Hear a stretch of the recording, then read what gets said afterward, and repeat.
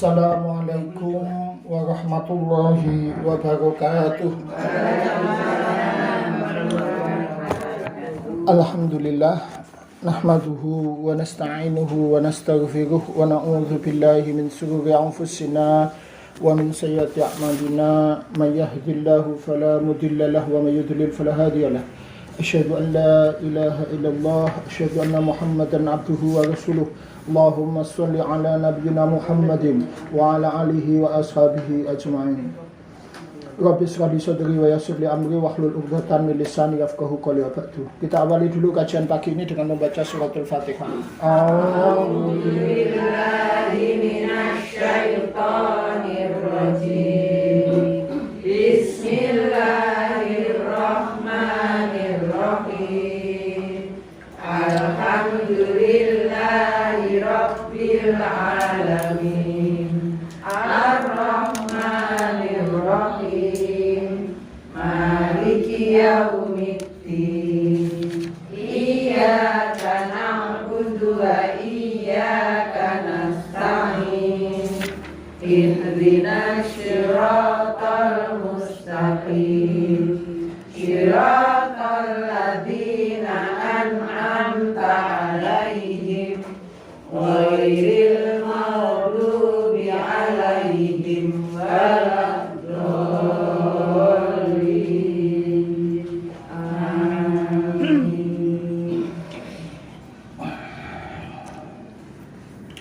Bismillahirrahmanirrahim. Hari ini kita bahas akidah sekaligus sirah, ya. Saya bahas sirah tapi konteksnya dalam bahasan akidah. Kita tahu bahwasanya sirah ini memiliki kedudukan penting bagi kita seorang muslim, karena sirah itu bukan sekedar kisah biasa seperti kisah bacaan atau hiburan yang biasanya kita baca, juga bukan sekedar biografi seseorang manusia, tidak ya, tapi sirah ini, perjalanan hidup Nabi ini merupakan hal yang sangat penting bagi muslim, karena merupakan salah satu pintu untuk meningkatkan keimanan, ya.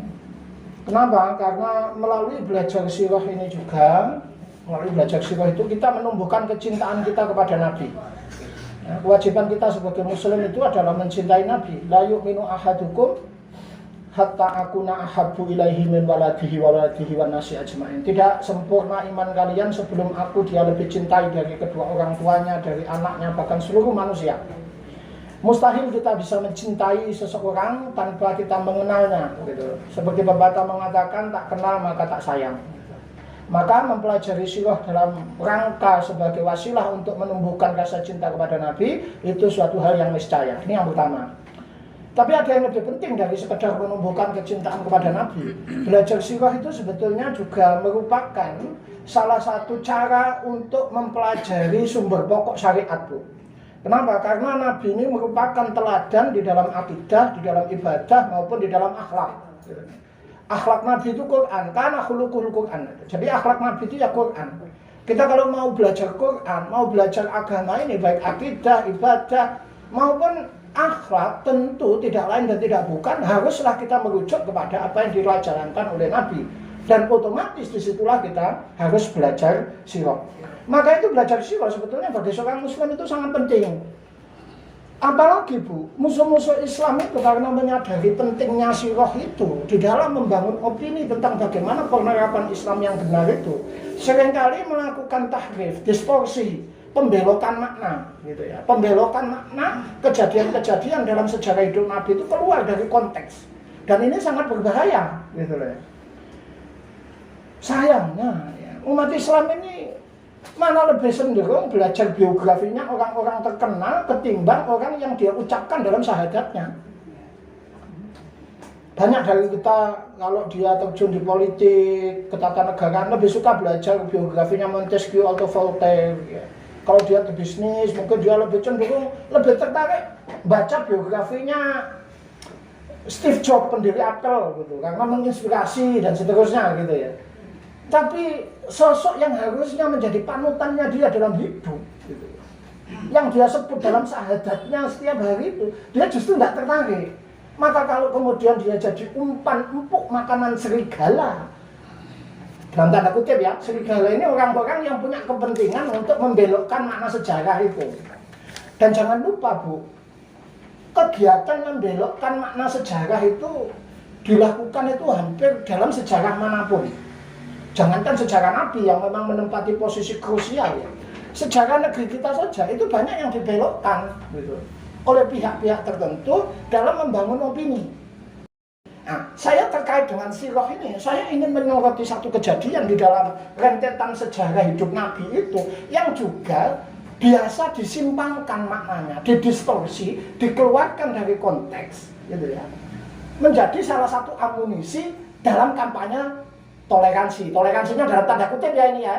Saya bukan anti toleransi loh. Kita umat Islam itu harus toleransi ya Bu ya. Yang saya maksud toleransinya dalam tanda kutip, ya, dalam tanda kutip ya. Toleransi yang nggak benar.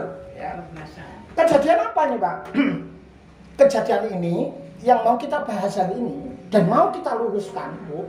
Detail-detail yang disimpangkan itu adalah sebuah peristiwa yang terjadi pada tahun 9 Hijriah. Jadi pada tahun 9 Hijriah itu ada sebuah peristiwa di mana ada utusan orang-orang Kristen, orang-orang Nasrani dari Najran datang ke Madinah. Najran ini sebuah kota yang letaknya ya sekitar 1.300 kilo lah, sebelah selatan, sebelah barat daya Madinah ya, sebelah sana lah ya, 1.300 kilo lah kurang lebih. Sekarang masih ada kotanya itu, ya sekarang masih ada di Najran itu, salah satu provinsi di Saudi itu. Nah, pada zaman Rasul, Najran ini kan waktu itu kekuasaan Nabi, zaman Nabi masih hidup itu belum menguasai seluruh Jazirah Arab, belum. Kekuasaan umat Islam melingkupi seluruh semenanjung Arab itu kan baru setelah Rasul wafat. Bu, HP-nya dimatikan ya Bu ya? Bisa HP-nya? Sampun? Sampun. Nah, orang-orang Najran, orang-orang Kristen Najran itu pada zaman Nabi itu memeluk agama Kristen. Mungkin teman bisa, loh kok bisa Pak? Ya bisa saja, memang pada masa itu banyak Bu wilayah-wilayah di luar Jazirah Arab itu yang beragama Kristen, gitu loh ya. Orang utara Jazirah Arab, orang Mesir, orang Suriah, orang Sam itu banyak yang Kristen karena waktu itu berada dalam kekuasaan Kekaisaran Romawi Timur, Bizantium. Jadi dulu salah satu pusat Kristen itu adalah Kekaisaran Romawi Timur atau disebut Bizantium. Pusatnya itu di kota Konstantinopel, ya, Konstantinopel. Sekarang Istanbul itu, Bu. Sekarang kan jadi wilayah Turki. Dulu masa itu wilayah ibu kotanya Romawi Timur, namanya Konstantinopel. Nah, kerajaan Bizantium itu memeluk agama Kristen Ortodok. Kalau Romawi Barat, pusatnya di Roma sana, itu memeluk agama Katolik gitu ya Bu ya. Kalau Romawi Timur itu memeluk agama Kristen Ortodok. Di Timur Afrika itu juga pengaruh Kristen itu sangat kuat Bu. Ada kekaisaran di sana namanya Kekaisaran Aksum. Itu juga memeluk agama Kristen. Sehingga Nabi pun bahkan mengirim para sahabat itu untuk hijrah ke Habasha. Masih ingat itu? Ketika diintimidasi di Mekah, Nabi menyuruh para sahabat itu untuk hijrah ke Ethiopia, ke Kekaisaran Aksum itu karena rajanya memeluk agama Kristen waktu itu ya. Nah, di Jazirah Arab sendiri, di bagian selatan, ya, sekarang termasuk di kota Najran, itu memeluk agama Kristen Bu.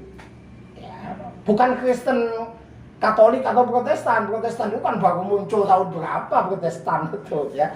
Nah, apa Kristen yang dianut waktu itu? Kristen yang dianut waktu itu ada Kristen monofisik namanya. Kristen monofisik. Saya tidak jelaskan panjang lebar lah. Yang jelas bukan Katolik dan Protestan gitu ya. Tapi ya sudah meyakini Nabi Isa sebagai Tuhan gitu loh Bu ya. Tapi sudah meyakini Nabi Isa sebagai Tuhan. Awalnya orang-orang Najran itu sendiri Bu memeluk agama Nasraninya itu agama Nasrani yang benar, agama yang memeluk kan dulu syariatnya Nabi Isa itu kan sebetulnya tidak pernah mengajarkan Trinitas loh Bu, tidak pernah mengajarkan 3 Tuhan kan, tidak ada begitu kan. Kan baru muncul tahun 539 Konsili Nikea itu baru resmi Yesus itu dianggap Tuhan kan begitu. 539 tahun setelah Yesus wafat barulah resmi Yesus diangkat sebagai Tuhan itu. Nah, awalnya syariat Nabi Isa yang dipeluk oleh orang-orang Najran pada abad ke-5 sebelum Masehi, abad ke-4 sebelum Masehi dan sebelumnya itu masih agama Nasrani yang menyembah satu Tuhan. Kristen Unitarian awalnya gitu loh Bu. Paham ya Bu ya? Kristen yang benar gitu loh. Konon sih penyebarnya menurut beberapa ahli sejarah itu namanya Faimion.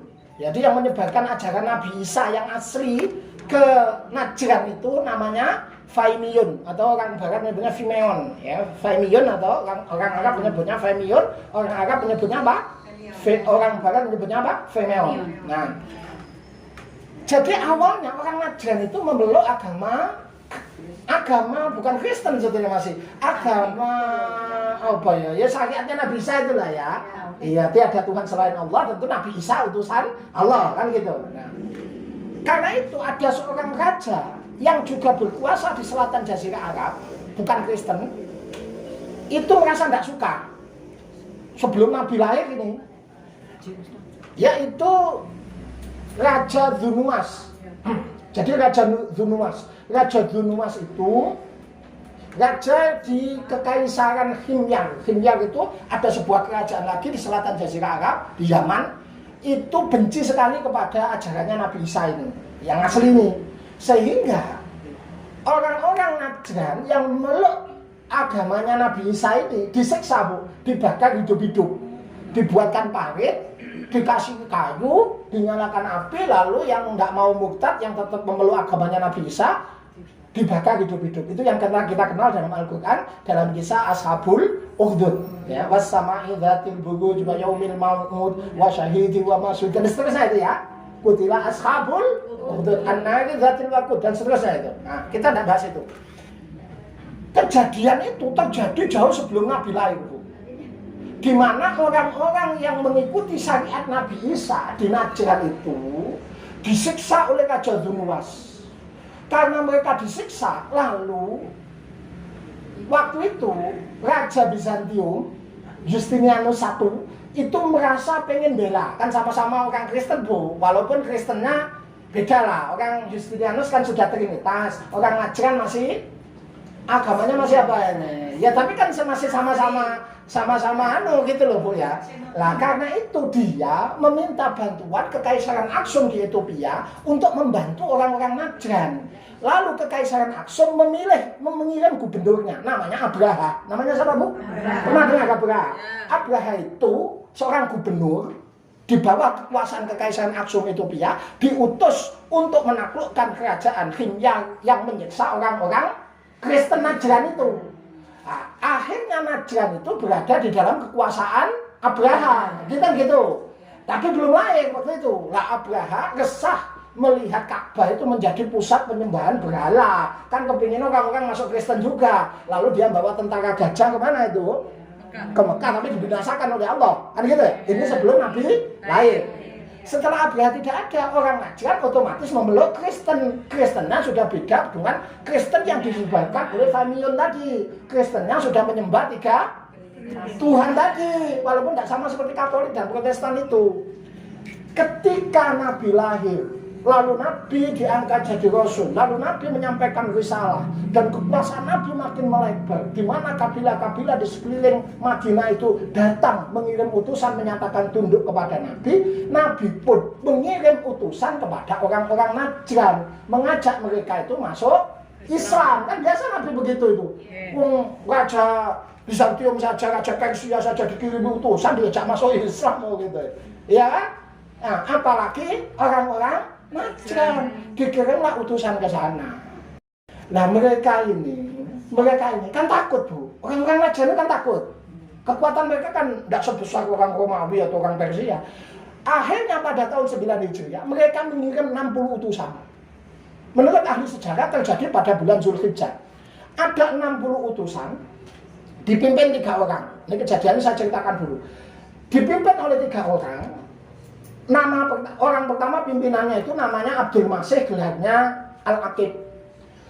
Yang kedua Surahbil, gelarnya itu As-Sayyid. Yang ketiga itu Abu Harisah, itu gelarnya Al-Uskuf. Nah, 3 orang ini jadi pimpinan. 60 utusan Najran itu datang kemana? Ke Madinah. Sampailah mereka, singkat cerita, di Madinah. Nah, ketika mereka tiba di Madinah, tiba-tiba mereka itu masuk ke dalam masjid, gitu loh Bu. Mereka masuk ke dalam apa? Masjid Nabawi. Ibu jangan bayangin Masjid Nabawi itu kayak begini, kayak Luda. Waktu itu ya hanya tanah biasa, tidak ada atapnya, hanya dikelilingi tembok, gitu Pak ya Bu ya. Masjid waktu itu Bu, kayak ini loh Bu, Masjid Nabawi waktu itu Bu, sampai nek kepingin dulu. Ya ini aku saya dorong kok berkanu ini nih Bu, ya. Lah seperti ini, masih seperti ini. Iya. Masih seperti ini. Ya saya lapangan ini slide-nya masih belum insyaallah bisa tanah. Kena kok, kayak pondasi tok gitu ya. Ya hanya tembok saja. Kan gitu. Kan enggak seperti bangun ibadahnya orang Kristen yang dibangun megah. Bahkan di pusatnya pemerintahnya Abraha sendiri itu ada gereja besar namanya Al-Qulais yang sangat apa? Megah. Kalau tempat ibadah orang Islam kan cuma sekedar begini sama Nabi itu ya. Ya.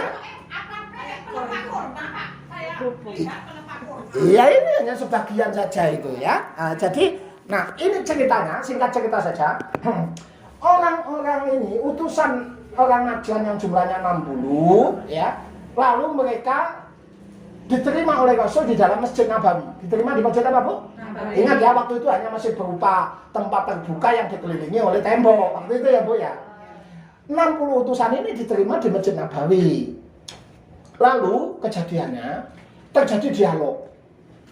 Sebagaimana yang utusan yang dikirim, Nabi pun itu mengajak mereka masuk Islam. Ceritanya kan gitu. Ayo kalian masuklah Islam. Mereka itu jawabnya begini Bu, ini tak ceritain dulu. Mereka jawabnya begini, loh kami ini sudah Islam sebelum kamu Muhammad. Katanya begitu. Kami ini apa? Sudah Islam. Nabi menjawab, nggak bisa, kamu bukan orang Islam. Meskipun kamu menyembah Allah, maksudnya saya Islam kan saya juga menyembah Allah juga. Nabi mengatakan ada 3 perkara yang membuat kamu nggak bisa disebut orang Islam. Pertama, kamu menuhankan Isa. 2, kamu makan babi. 3, kamu menyembah salib. Ya Nabi. Wah ini tuh jadi debat. Salah satu kata-kata mereka itu mengatakan begini. Loh, kalau kemudian Isa itu bukan Tuhan, siapa bapaknya? Maksudnya mereka itu begini loh. Nabi Isa itu kan tidak punya. Nah kan begitu. Ya berarti dia Tuhan. Kan begitu. Argumen mereka itu loh Bu. Lalu Allah menurunkan surat Al-Imran ayat 59 sampai 61. Karena perdebatannya panas. Bunyinya, Inna mathala Isa indallahi kamasali Adam. Muhammad katakan sesungguhnya perumpamaan Isa di sisi Allah itu sama seperti Adam. Maksudnya gini loh Bu. Nabi Isa itu dianggap Tuhan hanya karena tidak punya bapak. Harusnya Nabi Adam lebih layak dianggap Tuhan karena Nabi Adam bukan sekedar tidak punya bapak. Tidak punya bapak, tidak punya ibu. Gitu loh.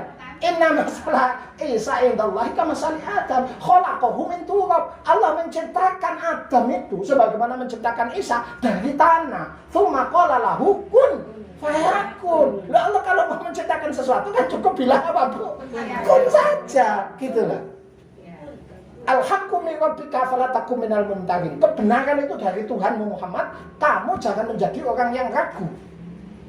Faman hajaka fihi mim ba'di ma ja'aka minal ilm. Barang siapa masih membantahmu, maksudnya orang-orang Kristen ini, barang siapa masih membantahmu fihi di dalam masalah ini mim ba'di ma ja'aka minal ilm, setelah datang kepadamu berupa pengetahuan yang jelas ini, fakul, katakan kepada mereka, katakan kepada utusan-utusan Najran itu, fakul, ta'alau, ayo, ta'alau itu, ayo wis, ta'alau, nad'u abna'ana wa abna'akum, wa nisa'ana wa nisa'akum, wa anfusana wa anfusakum, thumma nabtahil, fanaja'al laknatullahi alal kadzibin. Ya wis, ayo ngene, diceluk anake dhewe, bojone dikelompokno awak dhewe, ayo saiki mubahalah. Mubahalah itu sumpah saling melaknat. Nek pencene aku sing bener, kowe sing dilaknat Allah. Nek kowe sing Bener, ceknya aku yang dilaknat. Itu namanya apa, Bu? Mubahalah. Surah Al-Imran 59. Ketakutan orang-orang apa, Bu? Orang Najran ketakutan. Wedi kan?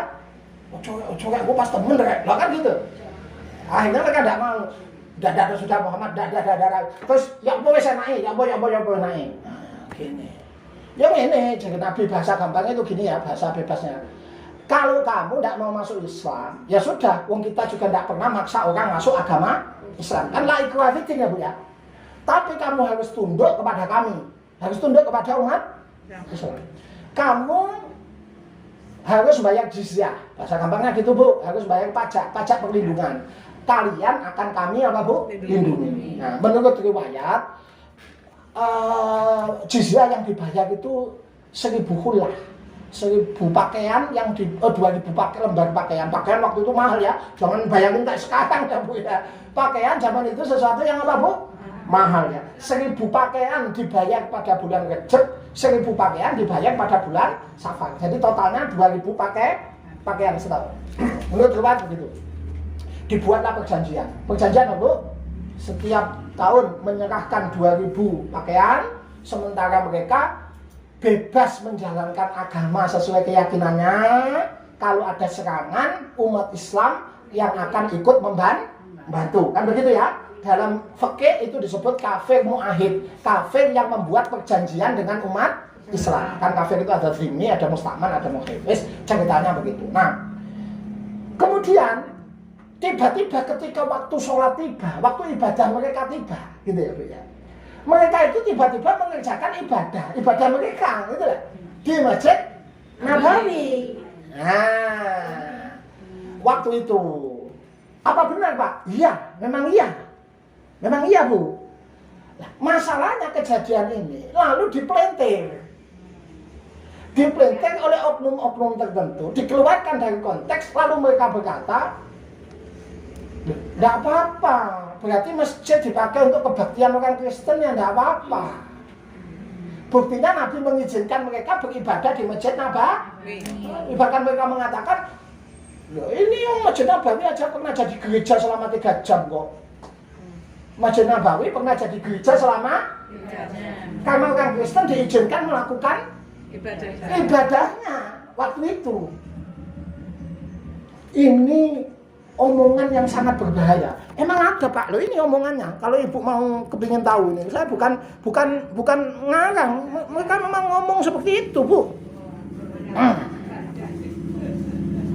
Mereka memang ngomong seperti itu.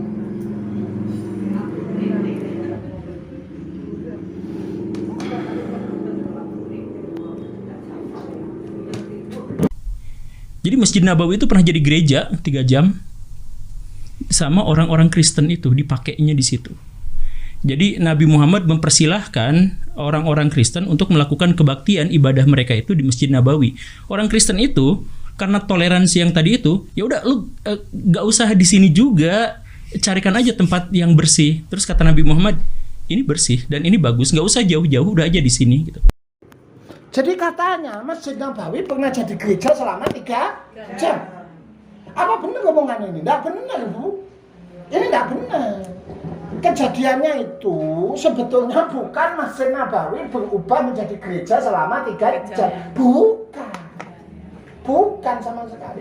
Dan ini juga tidak bisa jadi dalil. Hari ini kita mengizinkan orang Kristen melakukan kebaktian atau misa di masjid. Jangan salah. Ini dijadikan bahan-bahan kampanye toleransi semacam ini sangat berbahaya. Kejadiannya itu sebetulnya bagaimana sih Pak? Gini Bu. Jadi sebetulnya bukan Nabi menyuruh mereka sholat di masjid, bukan. Mereka ketika waktu ibadah mereka tiba-tiba mereka mengerjakan ibadah mereka di mana Bu? Di masjid. Waktu itu sore sesudah asar. Paham maksudnya? Kenapa mereka bisa tiba-tiba melakukan itu? Karena mereka tidak ngerti adab-adab masjid.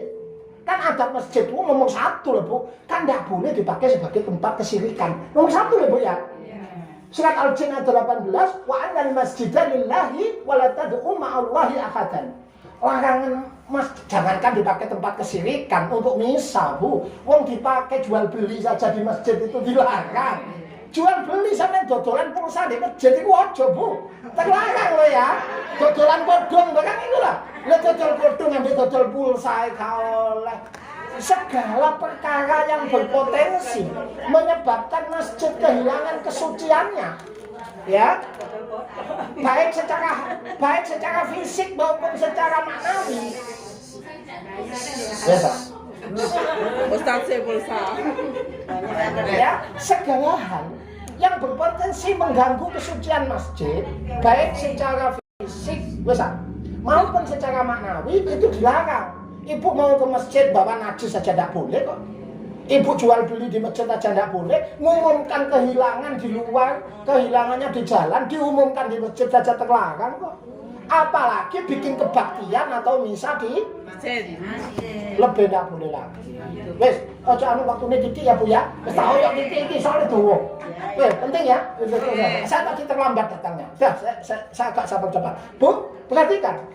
Lalu yang kejadiannya itu bagaimana? Nabi bukan membiarkan kesirikan terjadi di masjid.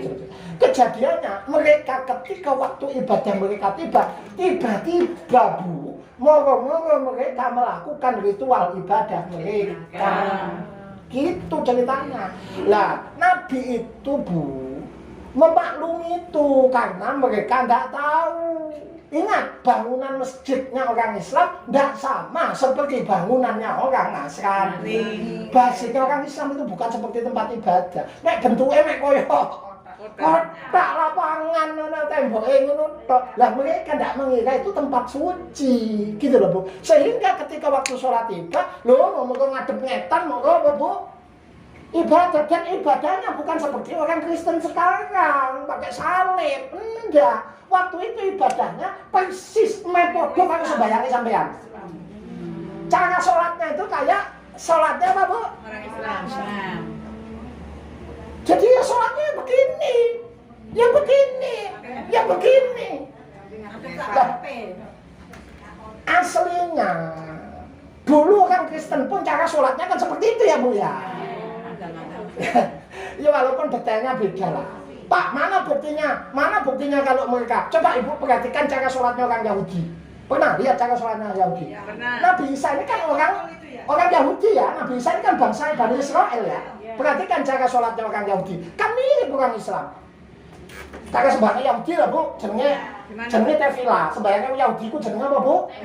Tefila. Tefila itu cara sholatnya. Sama dulu di video. Lah bodoh. Cacane ono di saya kata setelno ndak nutun. Ini Bu, cara sholat itu yang ini ya kowe wong Islam iku. Sedina ping 3. Sedina ping 3 Bu? Sembahyang wong Yahudi ku sedina ping pinten? Kaya ngono mau kok sampean niku. Esuk jenenge Sanharit, awan jenenge Minha, sore jenenge Ma'arif. Sembahyang Yahudi ku sedina ping pira? Ya sampean ping 5 iki. Iki ping 3. Mirip sampean. Nah, karena waktu itu orang-orang sana, orang-orang Najran itu yang masih bentuknya seperti itu, maka cara ibadahnya yang mirip-mirip orang Kristen. Tidak pakai salib, tidak pakai koyo wong Kristen nyanyi-nyanyi haleluya. Enggak, aja bayang ngono. Enggak. Hanya saja mereka ngadep ngetan sembahyang waktu itu ya. Pak, kenapa Nabi membiarkan? Satu, karena Nabi memaklumi iki wong gak ngerti. Gitu Bu. Mereka tidak tahu bahwa dalam aturan Islam tidak boleh dipakai sebagai tempat sholat itu. Tempat ibadahnya mereka loh Bu, kan tidak boleh. Lah karena orang tidak ngerti Nabi itu, Bu, wong tidak ngerti. Ojo maneh ku wong koyo di masjid ae ndak ngerti geneng ngombe Nabi. Baru nek wis anu dikandani. Nanti sengkap kisahe Badui sampeyan. Ja'a biyun teko Badui fadala fi taifatul masjid. Ana wong Arab Badui, wong Arab dusun ndak ngerti lho, Bu. Ngoyo tenan. Kan kata dipentung mbek sahabat jeng Nabi. Ndak geneng. Mari tutup ngoyo baru dikongkon apa Bu? Siram baru kandhanono. Lho ngono lho Nabi itu Bu. Lah sama apalagi ini utusan 60 orang. Sampean dhewe pas anak sembahyang kok disadui. Wah, apa sembahyang kowe lho ya? Nabi itu orang yang punya tahu etika. etika diplomatis, Bu. Mereka salah, tidak ngerti, gitu loh. Bukan niat melecehkan. Karena itu dimaklumi bahwa gendeng. Kan gitu kan Nabi.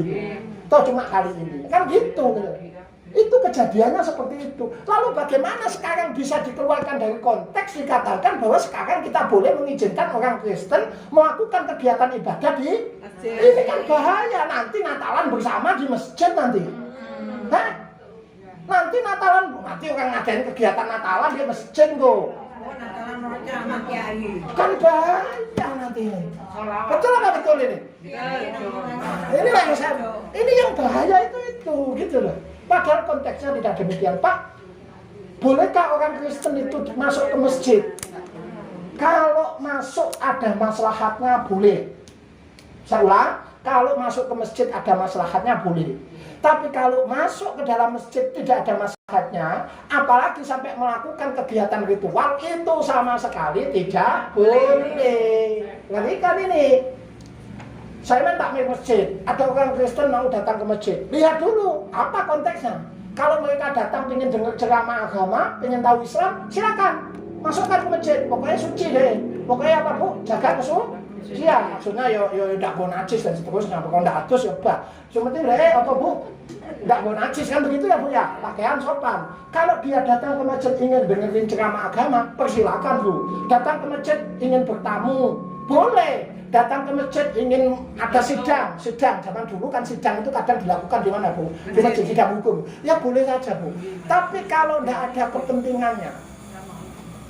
kepentingannya, orang Kristen tidak boleh masuk ke dalam masjid. Apalagi melakukan ritual ibadah. Jelas larangannya di dalam Al-Quran surat Al-Jin ayat 18. Wa annal masjida lillahi, sesungguhnya masjid itu diperuntukkan hanya untuk ibadah kepada Allah. Wala tad'u ma'allahi ahad, dan jangan sekali-kali menyembah selain Allah di dalam masjid itu. Itu kenapa bahkan masjid itu Bu tidak boleh dicampur dengan kuburan, Bu. Saking bahayanya itu loh Bu ya. Saking dicegahnya masjid dari unsur-unsur yang berpotensi menyeret orang kepada kesyirikan, ya, sampai masjid itu dilarang ngubur orang itu di mana Bu? Boleh enggak ngubur orang di masjid itu? Boleh. Nah, boleh, karena saking itu enggak. Wong dipakai tempat jual beli aja kita enggak boleh kok. Betul apa enggak? Hati-hati dengan kalimat-kalimat retorika orang semacam ini Bu ya. Hati-hati betul. Bisa dipahami ya Bu ya? Karena orang-orang yang ngomong ini kadang gelarnya cendekiawan loh Bu. Kadang gelarnya apa? Cendekiawan. Kasus kedua ditanyakan oleh Bu Bagio kepada saya kemarin itu, videonya dikirim. Pak Kures Shihab, ini videonya. Ngomong dia, kisahnya sama, masih ini. Pak Usman anu paling, goroi paling. Enggak, ini videonya saya dikirim oleh Bu Bagio. Pak Kures Shihab ceramah. Ceramah itu katanya, kalau orang Kristen bangun gereja, kita itu seharusnya bantu. Kita harusnya nyumbang. Dan tidak boleh menganggapnya itu sebagai utang. Menulis perjanjian, menjanjikan bahwa kalian akan saya bela sebagaimana saya membela keluarga dekat saya. Nabi berpesan bahwa kalau seandainya, dan pesan ini berlaku untuk rombongan dan semua orang Nasrani sampai akhir zaman. Di teksnya itu, bisa dilihat di Google. Teksnya itu berkata apa? Kalau umat Kristiani membutuhkan sesuatu untuk kebutuhan agama mereka atau ingin merenovasi gereja-gereja mereka, hendaklah mereka dibantu bukan berupa hutang, tapi pemberian. Kita bertemu pada ketuhanan yang Maha Esa. Jadi harus dijaga itu, harus dipelihara itu. Ini bahaya sekali loh Bu. Pak Kures mengatakan, Nabi sudah membuat perjanjian dengan orang Kristen bahwasanya, dan ini berlaku sampai akhir zaman, bahwasanya kata Pak Kures Shihab, tanpa mengurangi rasa hormat kepada beliau, saya katakan, ini omongan beliau ya, kita bisa bukan ngarang ya Bu ya, omongannya sendiri ya, sama dengar ya. Bahasa beliau mengatakan Nabi telah membuat perjanjian dengan orang Kristen, kalau orang Kristen mau bangun gereja atau ada kebutuhan tentang agama mereka, kegiatan agama mereka, kita seharusnya bantu dan tidak boleh kita anggap utang. Saya tanya, bolehkah kita membantu nyumbang pembangunan gereja? Haram hukumnya. Kenapa? Ta'awanu alal itsmi wal udwan, tolong menolong dalam dosa dan permusuhan. Jadi tolong menolong dalam dosa. Sampean menyumbang orang untuk melakukan kegiatan kemusyrikan itu termasuk tolong menolong dalam dosa. Surat Al-Maidah ayat 2. Gitu loh Bu. Lalu bagaimana bisa dikatakan nek wong Kristen kate gawe Natalan ade nyumbang, wong Kristen kate bangun gereja dhewe kudu nyumbang. Nah, katanya ndak boleh dianggap utang. Bu, saya mau tanya, kira-kira menurut sampean bener apa enggak ini? Lalu kata Pak Kures, Nabi telah membuat perjanjian dengan orang Kristen tentang itu dan berlaku sampai akhir zaman. Benarkah itu? Saya jawab tidak. Perjanjian yang dibuat oleh Nabi dengan orang Najran, masih ingat tadi Bu? Karena orang Najran tunduk kepada kekuasaan Islam di Madinah, mereka tidak akan diganggu, dipersilakan menjalankan ibadah sesuai keyakinan agama mereka, karena Islam tidak pernah maksa ya Bu ya. Kalau ada diserang karena mereka bayar pajak perlindungan jizya tadi, otomatis umat Islam kan harus apa Bu? Bantu kan, backing kan, itu bagian dari syariat, memang ya begitu. Tapi bagaimana bisa Pak Kures mengatakan bahwa di antara isi perjanjian itu adalah bahwa umat Islam harus bantu mereka kalau mereka bangun gereja? Enggak, mereka justru harus bayar jizya. Bayar apa Bu? Pajak. Monggo. Dari mana Pak Kures Shihab? Dari mana Pak Kures Shihab mempunyai statement semacam itu? Pak Kures Shihab itu mengutip sebuah perjanjian yang ada, yang diklaim sebagai perjanjian Nabi dengan orang Islam yang isinya seperti tadi, yang ada di biara Santa Caterina. Ya, jadi gini Bu, ada sebuah perkamen, naskah gitu ya, naskah kuno yang disimpan di biara Santa Caterina di Mesir. Di Mesir itu ada sebuah biara tua, salah satu biara tertua di dunia, namanya biara Santa Caterina. Letaknya di Semenanjung Sinai. Itu dibangun tahun 548 Masehi, jauh sebelum Nabi lahir ya Bu ya. Sebelum Nabi lahir itu memang sudah dibangun biara itu. Nah, di sana itu tersimpan sebuah perkamen, sebuah naskah yang isinya perjanjian seperti yang diomongin Pak Kures tadi. Itulah kenapa Pak Kures ngomong bahwa orang Islam harus bantu gereja. Benarkah perjanjian itu Pak? Jawabnya tidak ada. Lalu naskah itu Pak, itu buatan orang Kristen. Saya ulang, naskah itu buatan orang Kristen. Naskah itu di dunia barat disebut Ahkam of Muhammad. Ahkam of Muhammad. Jadi naskah itu ada poin-poin perjanjian, ya, di mana salah satu isinya memang mencantumkan bahwa kalau orang Kristen membangun gereja kita harus bantu, kalau orang Kristen melakukan kesalahan tidak boleh dihukum secara pidana dan seterusnya, begitu loh Bu. Itu tidak pernah Nabi membuat perjanjian seperti itu, tidak pernah. Jadi kejadiannya begini sebetulnya. Nabi memang pernah membuat perjanjian dengan orang Kristen, tapi bukan seperti itu isinya. Isinya Pak, orang Kristen harus bayar jizya 2 kali dalam satu tahun sebanyak 2 kali. Mohon tenang ya Bu ya, waktunya pendek sekali, saya harus Jumatan biar nutup ini ya. Jadi perhatikan, orang Kristen harus membayar jizya sebanyak 2 kali dalam setahun, bulan Recep dan bulan Safar. Mereka akan dilindungi kalau diserang musuh, kan begitu itu perjanjiannya. Cuma itu perjanjiannya. Nah, setelah Nabi wafat, kemungkinan teks perjanjian ini Bu dibawa ke biara Santa Caterina tadi. Kejadiannya begitu. Tapi kemudian setelah meluasnya kekuasaan Jazirah Arab keluar Jazirah Arab, termasuk wilayah Mesir pun jatuh ke tangan umat Islam, orang-orang Kristen merasa perlu untuk mengingatkan penguasa-penguasa Islam yang berkuasa waktu itu, mulai dari zaman Umayyah, Abbasiyah, Mamluk dan seterusnya, bahwa Nabi pun pernah bersikap toleran kepada orang-orang di luar Islam, kan begitu ya Bu ya. Nah, teks itu sudah tidak ada, yang asli yang diomongin Nabi itu tidak ada. Apa yang disebut Ahkam of Muhammad, perjanjian Muhammad itu, saya bisa perlihatkan fotonya. Bahkan ada cap tangannya Nabi. Goro itu bukan cap tangannya Nabi. Orang Kristen sendiri yang bikin sebetulnya itu. Ya. Mereka bikin untuk mengingatkan penguasa-penguasa Islam. Ya. Bahwasanya berkuasa jauh sesudah Nabi wafat gitu, Bu. Bahwasanya Nabi pun sebetulnya membuat komitmen untuk menghargai orang-orang di luar apa, Bu? Hanya isi-isinya tentu sudah ditambah-tambah lagi. Ya, termasuk membiarkan pernikahan dengan orang Kristen dan seterusnya itu sudah ditambah-tambah poin-poin itu. Mana buktinya, Pak? Bahwa naskah itu bukan naskah asli. Pertama, semua sejarawan meyakini bahkan naskah yang dibikin oleh orang Kristen pada zaman dinasti Umayyah saja. Jadi zaman dinasti Umayyah orang Kristen menulis perjanjian itu, membuat tiruannya itu, lalu disimpan di sana. Itu pun tahun 1517 itu hilang. Dan ini sepakat ahli sejarah ini. Ahli sejarah Barat pun sepakat. Tahun 1517 naskah tiruan yang pertama pun hilang. Jadi sekarang naskah yang ada di Biara Santa Katarina Mesir itu tiruan kedua yang dibuat sesudah tahun 1517.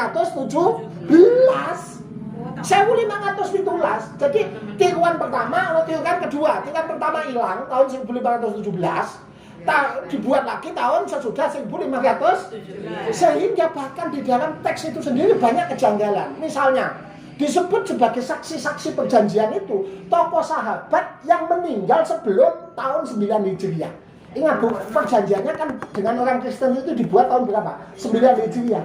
Lalu di perjanjian itu ditentukan saksinya satu, Sa'ad bin Mu'ad, sahabat Sa'ad bin Mu'ad. Padahal sahabat Sa'ad bin Mu'ad meninggal 6 tahun sebelum kejadian. Sa'ad bin Mu'ad itu meninggal tahun 4 Hijriah atau tahun 5 Hijriah, bulan Syawal tahun 5 Hijriah. Ja'far bin Abi Thalib itu meninggal tahun 8 kalau tidak salah, 8 Hijriah kalau tidak salah. Setahun sebelum, 2 tahun atau setahun sebelum kejadian. Dicantumkannya orang-orang yang sebetulnya waktu itu masih kecil. Misalnya Abdullah bin Zaid bin Sabit. Abdullah anaknya Zaid bin Sabit sebagai saksi perjanjian. Padahal pada waktu perjanjian itu dibuat, Abdullah bin Zaid, anaknya Zaid bin Sabit itu masih apa, Bu? Masih kecil, masa kecil udah disaksi. Ya kan, gak masuk akal kan? Bin Zaid bin Sabit, anaknya Zaid bin Sabit, itu jadi saksi. Lalu ada sebut nama-nama sahabat yang tidak dikenal sebagai Abdullah bin Khawfal, Abdullah ini, yang Abu Huliyah, yang sebetulnya tidak ada dalam nama-nama sebagai sahabat itu, sahabat namanya Abu Huliyah. Bagaimana seandainya pun ada namanya Abu Huliyah, orang tidak terkenal jadi saksi? Harusnya kan Abu Bakar, Umar, Utsman kan begitu ya Bu ya. Lo ini nama orang-orang tidak dikenal. Gaya bahasanya saja jelas bukan gaya bahasa susunan seperti orang Quraisy zaman Nabi.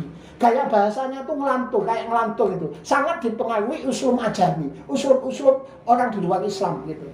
Jadi sehingga para sejarawan sepakat bahwa teks ini memang bukan asli. Nabi bikin perjanjian dengan orang Kristen, ya tahun 9 Hijriah. Tapi isinya tidak pernah ada isinya. Orang Islam harus bantu bangun gereja, harus nyumbang kalau orang Kristen mau bangun gereja. Tidak ada. Isi perjanjiannya, orang Kristen harus bayar pajak setahun 2 kali. Bulan Syawal sama bulan Rajab. Orang Kristen boleh ibadah sesuai keyakinannya masing-masing. Kalau ada serangan musuh karena mereka bayar pajak berarti harus dilindungi. Itu isi perjanjiannya. Tidak ada isi orang Islam harus nyumbang gereja. Apa hukumnya nyumbang gereja, Pak? Kalau orang Kristen bangun gereja, hukumnya haram. Jangankan itu, setiap proses yang menuju keharaman hukumnya setiap proses yang menuju keharaman hukumnya lil wasail hukmul maqasid, hukum perantara sama dengan tujuan. Jadi tujuannya kesirikan, berarti perantara menuju kesirikan hukumnya haram. Contoh, ibu dilarang menjual pohon Natal. Twister, toko bunga dilarang menjual pohon meskipun tidak ikut merayakan.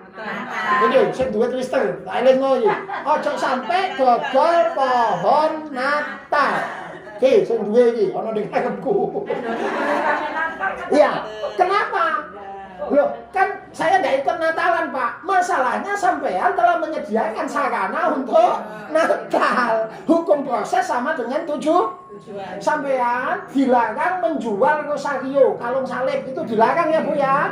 Dilarang ya Bu ya. Sampean omahe sampean cecek klenteng, terus sampean dodol patunge Kwankong misalnya, patunge Kwankong ngene iku, patunge dewane wong Konghucu, sampean dodol tokone sampean misalnya, toko souvenir, polahe sampean cecek klenteng. Wis Bu, tenang kok, waktune Kang Didis. Bu, omahe sampean cecek klenteng, sampean kepingin bisnis, sampean dilarang dodol patung Kwankong. Sembahane wong Konghucu. Kenapa Pak? Karena sampean telah menjadi perantara menuju kesyirik. Lil wasail hukmul makosid. Mongko sampean nek para ulama ngoli nukang bangun gereja iku gak oleh, Bu. Boleh ya? Ngoli nukang bangun gereja itu hukumnya apa, Bu? Haram. Sampean nyumbang gereja itu hukumnya ya, tapi spiritnya toleransi yang kebablasan. Pak, berarti kita memusuhi orang Kristen. Jangan salah, kita tidak boleh memusuhi orang Islam itu toleran, Bu. Ayo kita toleran, ayo kita hargai orang Kristen. Maksud kita hargai, ya ojo diganggu. Ya Bu ya, ojo diganggu. Ojo diganggu, ojo dihina Tuhannya. Ana wong Kristen ojo dilokno, pengeranmu kecantol kawat. Ojo enggak boleh, itu terlarang ya. Surat Al-An'am ada ya. Ada loh, larangannya enggak boleh loh ya. Iya, nanti sampai dibalas. Nanti sampai apa, Bu? Ini juga bukan berlaku pada orang Kristen, berlaku sama orang Hindu. Sampai enggak boleh menghina sembahan orang Hindu, enggak boleh. Enggak boleh, Bu. Kita enggak boleh. Ono sapi misalnya di India sama ngomong, ono sapi mau. Ini Tuhanmu ya. Tuhanmu kok nyeletong. Enggak boleh, Bu. Itu jenenge menghina. Itu jenenge apa, Bu? Menghina, enggak boleh begitu ya. Wes keyakinan masing lakum dinukum. Tapi toleransi itu bukan berarti kita membiarkan orang Kristen melakukan ibadah di gereja, di masjid. Bukan berarti kita ikut Natalan. Bukan berarti kalau orang Kristen bikin gereja kita nyumbang. Hati-hati dengan omongannya orang-orang yang suka main-main retorika tanpa mempertimbangkan dampaknya kepada orang awam. Dijaga akidahnya, Bu, dijaga akidahnya. Itu zaman fitnah, zaman apa ini? Zaman ndak karu-karuan. Sing bener dianggap salah, sing salah dianggap awak dhewe sing berpegang kepada Islam ini dianggap tidak toleran, anti kebinekaan. Iya. Sementara orang-orang ini selalu mengkampanyekan toleransi, padahal yang mereka usung sebetulnya bukan toleransi, tapi kebablasan dalam toleransi. Bisa dipahami? Ya. Tetangga saya kan ada yang Kristen. Ya. Terus beli degan jeri. Oh iya lah, itu apa? Jumlahnya 35. Iya. Kemudian ternyata dibawa ke gereja. Saya enggak tahu. Oh ya enggak apa-apa. Enggak apa-apa, bukan sarana langsung. Bukan sarana ibadah langsung ya, Bu ya. Bukan sarana ibadah langsung. Ya, gitu ya, Bu ya. Sampean toko pakaian, ana wong Kristen, sewu. Bu, sampean toko pakaian, ana wong Kristen, maaf ya, tuku celana dalam, mosok ndak oleh. Celana dalamnya digonyang gereja, Pak. Ayo kan kudu sarana ibadah langsung. Kan begitu. Ya celana dalam ya digawe nang gereja, digawe Solo Pambon. Nah, seterusnya ya, Bu ya. Maksudnya sarana ibadah langsung. Ya, sarana apa, Bu? Pohon Natal. Dan seterusnya ya, Bu ya. Sampean wis waktune entek nggih Bu nggih. Ya wis dijaga zaman sakniki zaman fitnah ke omong wong ndak kena-kena omonge ya Bu ya. Mohon demikian bahasan kita hari ini tentang sirah ini untuk mewaspadai distorsi pada bagian-bagian dari sirah itu sendiri ya Bu ya. Karena ada banyak pihak berkepentingan yang berusaha mengiring opini kita ke arah yang salah. Ditutup dengan doa kafaratul majelis. Subhanaka Allahumma wa bihamdika asyhadu an la ilaha illa anta astaghfiruka wa atubu